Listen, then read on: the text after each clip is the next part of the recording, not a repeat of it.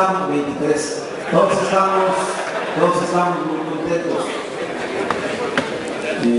todos estamos con la moral muy en alto y todos estamos alertas, es muy importante. Quiero comenzar haciendo extensiva la felicitación a todo el grupo de jubilados, a la Comisión de Trabajo que acaba de tomar protesta, a mi compañero Carlos Magariño. Quiero decir que en el claroscuro de lo que ha sido la lucha del SME, porque no todo brilla, y eso no tiene nada de particular, en todas las grandes luchas, en todas, para eso es la historia, para pensar y mirarnos en el espejo de otras luchas. En todas ha habido claros oscuros, penumbras, momentos deslumbrantes, y en el caso del grupo de jubilados me parece que el haber mantenido la constancia de las reuniones informativas, luego asambleas de jubilados, luego asambleas magnas, reuniones informativas, no se ha fallado, me parece que ha sido un elemento primordial en ese cemento que va cuajando y que nos ha mantenido unidos a lo largo de más de 3 años. Creo que es una de las mejores vías por las cuales se ha ido procesando la información, la discusión en el grupo de jubilados, pero también con muchos activos que vienen precisamente a las reuniones informativas de jubilados, a actualizar la información, a levantar el ánimo, la moral y a ir cocinando toda esa fragua de dignidad que nos ha permitido llegar al punto de la victoria. Sí, son tiempos de victoria, compañeros, pero ninguna se alcanza, ninguna, si no se mantiene la alerta, si no nos mantenemos luchando hasta coronar el esfuerzo. Son también en la historia muchos ejemplos de que las victorias se caen cuando se baja la guardia. Y una clásica que me gusta citar fue cuando llega nuestro padre Miguel Hidalgo a las puertas de la capital y para evitar un mayor enfrentamiento se retira. La capital, el centro político del país, era ya de los insurgentes y me parece que no se pudo coronar la victoria y tuvieron que pasar 10 años más. Así hay ejemplos múltiples.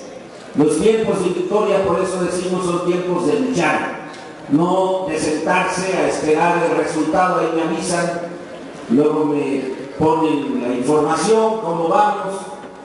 En los tiempos de la victoria es cuando más se requiere la unidad y la lucha para coronar el esfuerzo. ¿Cómo estamos, compañeros?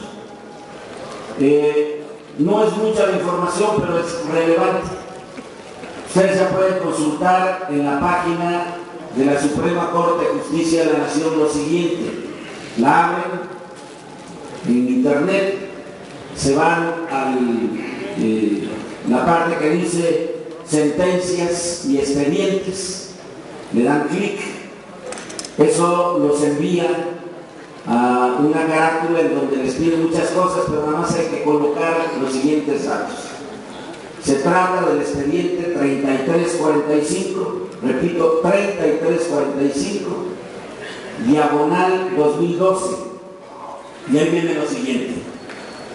Dice: tipo, amparo directo en revisión, órgano de erradicación, el pleno, ministro Luis María Aguilar Morales. Tema, dice, proceso laboral, entre paréntesis, aprobación del aviso de la terminación de la relación colectiva de trabajo y como consecuencia la terminación individual de la relación de trabajo respecto de todos los trabajadores sindicalizados y de contrato colectivo de trabajo.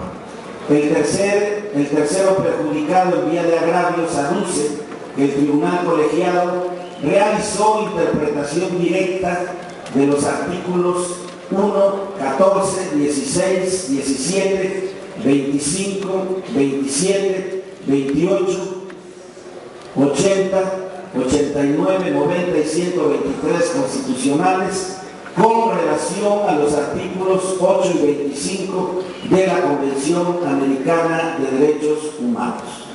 Luego dice más abajo, órgano jurisdiccional de origen y datos del expediente respectivo, señala tribunal de origen, segundo tribunal colegiado en materia de trabajo del primer circuito, expediente origen DT, el que ya sabemos, 1337 de el 2010, conexo con dos que fueron sobreseídos, el 1336 y el 1338 del 2010.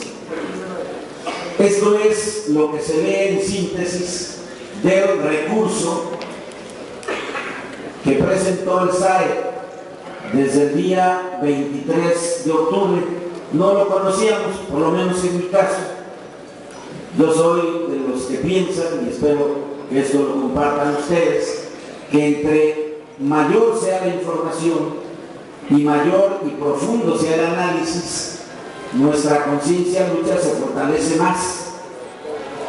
Y sobre todo para la gente que lucha, no hay mejor combustible que la información, el análisis y la discusión colectiva. Entonces, esto es lo que yo tengo a la mano, pero se me hace muy relevante porque este recurso de revisión que interpuso el SAE a nombre del gobierno federal desde el día 23, hoy sabemos que lo fundamenta, a decir de ellos, en que la sentencia que nos dio el segundo tribunal colegiado en materia de trabajo del primer circuito, concediéndonos, entre otras cosas, el patrón sustituto, dicen ellos que se inconforman mediante este recurso porque, según ellos, el tribunal realizó interpretación directa de 11 artículos de la Constitución Política de los Estados Unidos Mexicanos. ¿Y qué nos dice la Constitución? La Constitución nos dice que el 1, 14, 16, 17, 25 y 28 están agrupadas en el capítulo primero, Derechos Humanos y sus garantías. Y a la lectura de todos y cada uno de ellos, por ejemplo, el artículo 1 de la Constitución establece como premisas básicas dos cuestiones.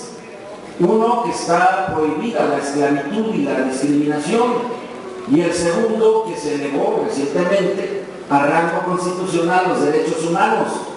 Pero vean ustedes, son derechos y garantías de los individuos, de los ciudadanos, frente al poder del Estado. Y resulta que estos imbéciles están buscando fundamentar su acción como poder público en garantías individuales y en derechos humanos. De verdad que es aberrante. Lee uno, por ejemplo, el 14. El 14 señala que en nuestro país, porque en otros países sí se permite, no hay retroactividad en las leyes. El 14 y el 16 y 17 son artículos correlativos que establecen que cualquier ciudadano en condiciones de ser juzgado lo tiene que hacer con apego a estas normas y sujetándose a lo que se llama el debido proceso. Y nuevamente el gobierno alude a estos artículos para justificar supuestamente su recurso de revisión. Lo que realmente asombra es cuando se remiten al artículo 25, 27, 28. ¿Por qué? Porque en el 25 se habla de la necesidad de que las funciones del Estado en áreas estratégicas y exclusivas tendrán que realizarse a través de organismos descentralizados. Y la sola cita de estos artículos deja en claro que el decreto de extinción careció no solamente de legalidad, sino violó la Constitución. Lo que tenían que haber hecho, si realmente su argumento se sostiene y no se sostiene, es haber planteado un problema de costeabilidad. de naturaleza económica, como marca la Ley Federal del Trabajo, y entonces hubiera sucedido lo que se dio en 1966, cuando se planteó algo semejante y nos llevó al famoso convenio de reestructuración. Y el sindicato se tuvo que sentar para negociar, dejar pendientes los incrementos salariales, hacer una reestructuración en departamentos, en escalafones y en puestos, de tal manera de poder resolver un conflicto de naturaleza económica. Pero el gobierno que ahora cita estos artículos de la Constitución en el siglo XVII y XXVIII lo hace simplemente para darse una bofetada. ¿Por qué? Porque tenían que haber planteado el conflicto de naturaleza económica en razón de lo que dice Calderón, la incosteabilidad de luz y fuerza del centro, y entonces el problema se hubiera resuelto de otra manera. Y no podían ellos, citando esos 3 artículos constitucionales, decretar la extinción, porque es una función exclusiva de la nación que el Estado realiza a través de organismos descentralizados, y en este caso en áreas estratégicas, y lo que tenían que haber hecho era fusionar, no extinguir. Lo que tenían que haber hecho, a partir de sus argumentos que yo no reconozco, era sentar a las partes para llevar a cabo lo que ya señalé, tomando como experiencia propia lo que fue el convenio de reestructuración de 1966. Y los otros 3 artículos que citan, de verdad que es para morirse de risa. El 89 dice que el que preside el Poder Ejecutivo es el Presidente de la República, vaya descubrimiento. El 90 establece todas las facultades del llamado presidencialismo en México, pero donde de plano no tienen es cuando citan como parte de sus agravios. Ahora resulta que ellos son los agraviados. Dice que porque hubo interpretación directa del artículo 123 constitucional, que establece de manera clara, diáfana, transparente y todo lo que tenga que ver con esa claridad, que los derechos laborales en nuestro país, que no en todos, en Estados Unidos no tienen el mismo trato, pero en México los derechos laborales, el Estado mexicano y sus órganos, hasta más abajo la infame Junta Federal de Conciliación y Arbitraje, tienen la obligación de tutelar los derechos de los trabajadores, sea en la Ley Federal del Trabajo, sea en los contratos colectivos de trabajo. ¿Y qué concluyo? Que esta cosa aberrante que el SAI, hoy sabemos, plantea como un recurso de revisión no tiene futuro, porque no van a encontrar ni una coma que tenga que ver con interpretación directa. No la van a encontrar. La PGR metió otro recurso. Metió un recurso no citando la inconstitucionalidad o la interpretación directa. La PGR, a nombre de Calderón, en representación del gobierno de Calderón, presentó otro recurso de revisión, y si me permiten lo voy a leer porque nada mejor que la lectura directa. Dice: por recibido el escrito signado por el autorizado del sindicato quejoso, en atención a su contenido, dígasele que deberá estarse a lo acordado en este acuerdo. Asimismo, agréguese el oficio signado por el actuario de la Suprema Corte de Justicia, mediante el cual informa que el recurso que hace valer el organismo descentralizado de la Administración Pública Federal, Servicio de Administración y Enajenación de Bienes, fue admitido a trámite. Eso ya lo vimos. Luego dice algo interesante. Dice: asimismo informa que desechó el diverso recurso promovido por el Ministerio Público de la Federación. Por otra parte, requiere a este órgano de control constitucional para que por vía correo electrónico le mande la sentencia dictada en el presente asunto.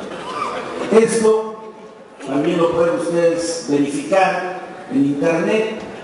Le ponen a cualquier buscador, Google o Yahoo o el que sea, le ponen Poder Judicial de la Federación, luego se van a expedientes, le ponen el 1337 diagonal 2010 y al final les va a aparecer con fecha 6 de noviembre, porque esto lo postearon el día de ayer. Van a aparecer esta síntesis a la cual estoy dando lectura, que nos muestra que el otro recurso de la PGR, que quiso fundar en una facultad que le concede la Constitución, conforme al artículo 107, es decir, le da el atributo a la PGR para que a nombre del gobierno federal le diga a la Suprema, atrae ese amparo, porque es un asunto de interés y trascendencia.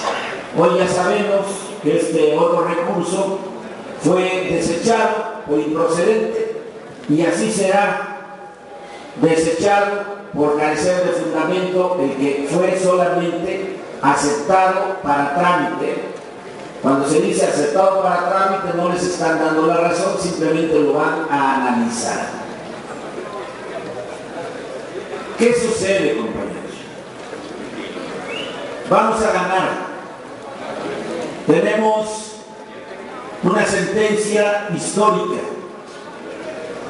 pero no bajemos la guardia. Lo que ha sucedido en estos últimos 2 meses es extremadamente relevante y hay que mirarlo con lupa. Hay que hacer análisis de a de veras. No hay que echar las campanas al vuelo para generar un optimismo desbordado y bajar la guardia entre nosotros, compañeros. ¿Sí? Tenemos un triunfo ya, pero concretarlo en los 23 días que le faltan al mal gobierno de Calderón va a requerir de mantener nuestra alerta, compañeros, en todos los terrenos, sin bajar la guardia, sin confiarnos, sin pensar que como ya tenemos esa sentencia, lo demás es pan comido. Y les voy a decir muy rápido por qué. El día de ayer, por desgracia, no pude abordar este asunto en la plenaria de la Comisión de Trabajo, pero lo hago ahora con la autorización de ustedes, con su paciencia y deseo de escuchar información que fortalezca nuestra conciencia de clase. Farrera, que nos dio la sentencia, el magistrado del segundo tribunal colegiado en materia de trabajo del primer circuito, no es, para decirlo con estas palabras, no es un magistrado bueno. Es un magistrado como nosotros, venales y corruptos. Este mismo falló en contra de un amparo que solicitó el Sindicato Minero Metalúrgico en relación a la huelga de Cananea. Y falló por una circunstancia semejante. También allá se dijo que había sido un caso fortuito de fuerza mayor y Farrera le dio la razón a los patrones, a ese tipejo, miembro de la oligarquía mexicana, Germán Larrea, con una fortuna, para no ir tan lejos, la segunda fortuna más grande en México después de Slim, fincada a partir de las muertes, de los asesinatos de cientos de mineros que trabajan en condiciones semejantes a como lo hacían los mineros en la época de Porfirio Díaz. Y le dio el fallo. Y no es irrelevante analizar por qué sí se lo dio. Yo no creo en la bondad de esos magistrados. Ahí empezaron muchas cosas que tienen que ver con las contradicciones al interior del bloque de la oligarquía, con las propias contradicciones al interior del Partido Acción Nacional y por supuesto con las contradicciones ya vistas al interior del equipo que rodea a Peña Nieto. Todo eso pesó. Y por eso digo que hay que mirar con lupa todo ese acontecer de los últimos 2 meses para no tomar decisiones que impidan que avancemos de manera rauda a concretar mediante un nuevo laudo el patrón sustituto. Hay que aprovechar esas contradicciones al interior del PAN en estos 23 días, pero también hay que aprovechar las contradicciones al interior de la gente que rodea a Peña Nieto, porque cada una de ellas representa intereses oligárquicos diferentes. Y si no lo hacemos así, vamos a hacer simplemente juego de esos intereses sin alcanzar nuestro mayor propósito, que es recuperar nuestros trabajos en los términos de nuestro contrato colectivo de trabajo. Yo quería decir esto, camaradas. A mí me formaron ustedes, los grandes que ya no viven entre nosotros, que no hay mejor antídoto frente a la manipulación y el engaño que hablar con la verdad. Y por eso me verán siempre escudriñando en los legajos de papeles, en los asuntos que tengan o afecten nuestra vida como Sindicato Mexicano de Electricistas, para tener la mejor visión, que es una obligación de cualquier dirigente de la Comisión de Trabajo del Comité Central, obligada para poder actuar como una dirección frente a un conflicto extremadamente complejo, como es el que estamos viviendo después de 3 años de lucha. Y para poner ese ejemplo, no me gusta tampoco dar una explicación a partir de conceptos solamente abstractos, tengo aquí a la mano lo que el día de ayer se votó en la Cámara de Diputados. Fue un punto de acuerdo que presentó la diputada María del Socorro Ceseñez, la diputada Leida Alavés y la diputada Luisa María Alcalde. Para ellas un reconocimiento.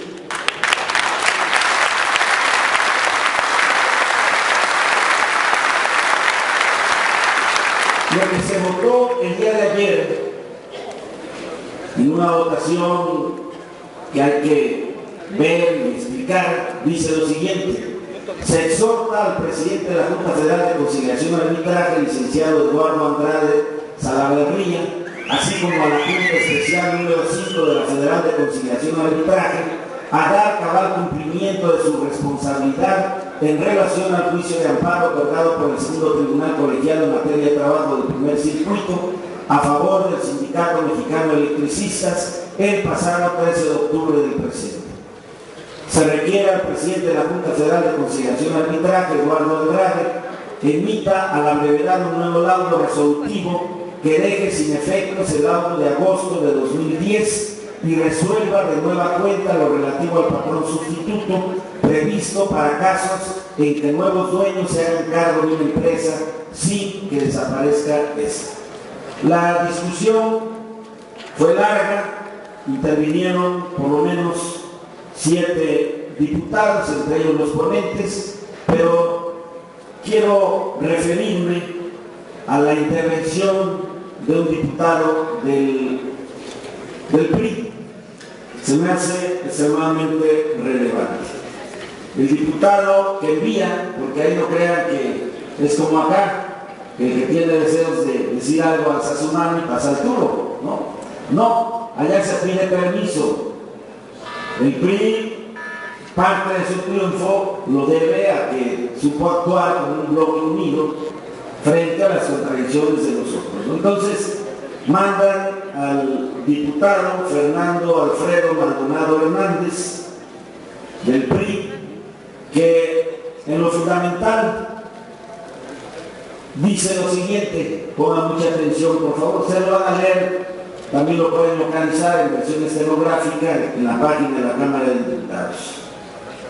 Dice: para el grupo parlamentario del Partido Revolucionario Institucional, tan malo sería afectar los legítimos intereses de los trabajadores de la extinta Compañía de Luz y Fuerza del Centro, como pretender que no se desahoguen todos los recursos recursos y procedimientos que en un caso como este proceden y que aún están pendientes. Permítanos, compañeras y diputadas y diputados, que esos recursos se cumplan. Confiemos en las decisiones que el máximo tribunal pueda adoptar en cumplimiento de sus responsabilidades y esperemos a que esas decisiones se hagan del conocimiento de las partes en conflicto.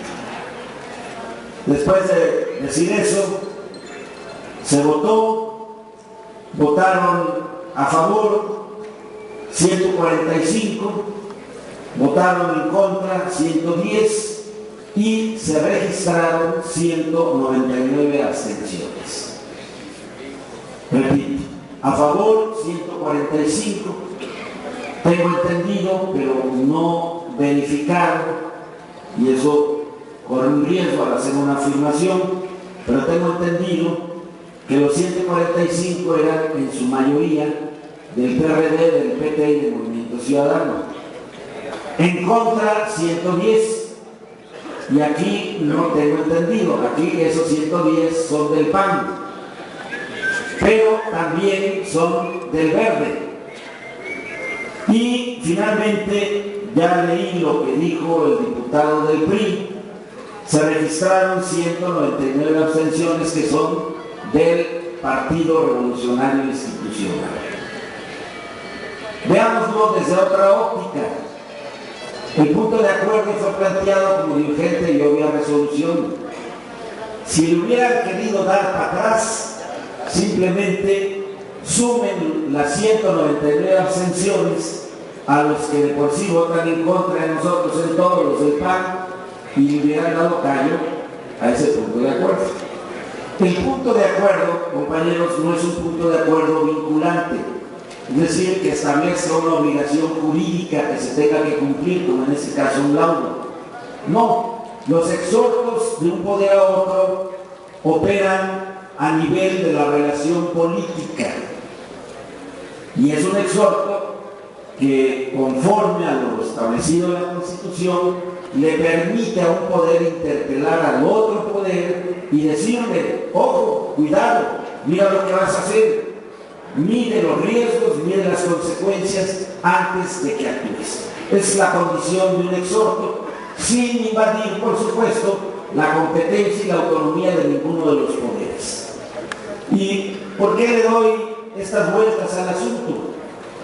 Por el papel que está jugando el PRI. Por el papel que están jugando sus contradicciones internas. Peña Nieto va a asumir la presidencia el próximo 1 de diciembre.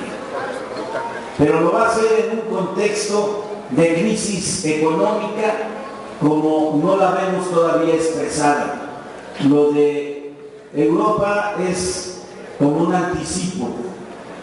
Todavía no regresa de manera completa esa crisis a América. Es parte de lo que va a enfrentar el recién electo Obama.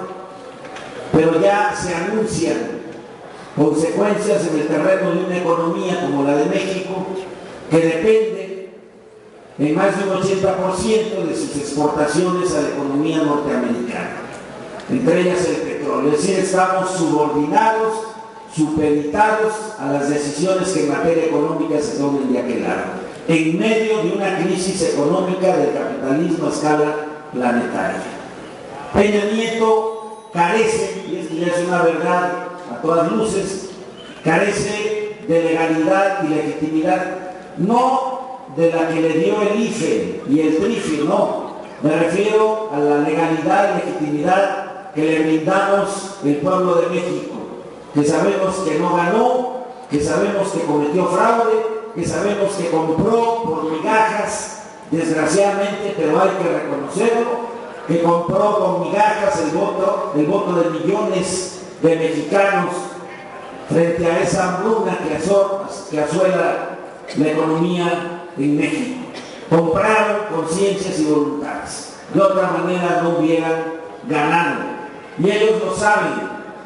Y saben también que el ESME está encabezando una serie de conflictos que no cómo pudieron ser sofocados a lo largo de los 6 años del mal gobierno de Calderón, que ya se va. En ese barco, compañeros, este gobierno que viene está obligado a resolver. No crean que se abstienen un poco para darnos el avión. No, porque saben que una decisión en contra se las podemos cobrar muy cara. Y así va a ser.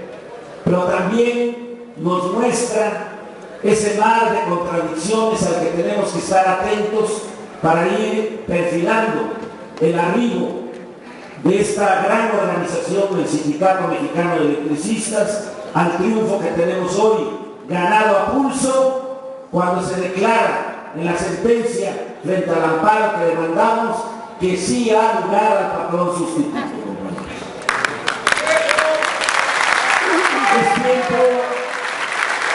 Es tiempo de la victoria, compañeros. Y le di vueltas al asunto para que se entienda que cuando son tiempos de victoria, son tiempos también de cerrar filas y son tiempos de la mayor lucha, compañeros. Tenemos que entregar, como se dice en el argot, nuestro plus. Lo que algunos ya no tenemos tanto porque no somos jóvenes, pero que tenemos que exprimir esa energía que nos va a hacer falta en estos 23 días y en los siguientes días de diciembre para coronar la mayor lucha que ha tenido nuestro sindicato, la mayor lucha obrera en 100 años de lucha obrera en nuestro país, que es esta lucha de resistencia de las cuales son ustedes, compañeros. Que eso quede muy claro. Sin ustedes la dirección no hubiera hecho nada. Son ustedes, compañeros, la base del triunfo que podemos alcanzar. Son ustedes, compañeros. Mi mayor reconocimiento es, por supuesto, a ustedes, que han sabido resistir, que han sabido aguantar, que han sabido sacar fuerza de la flaqueza para tenernos hoy cercanos a esa victoria merecida del Sindicato Mexicano de Electricistas.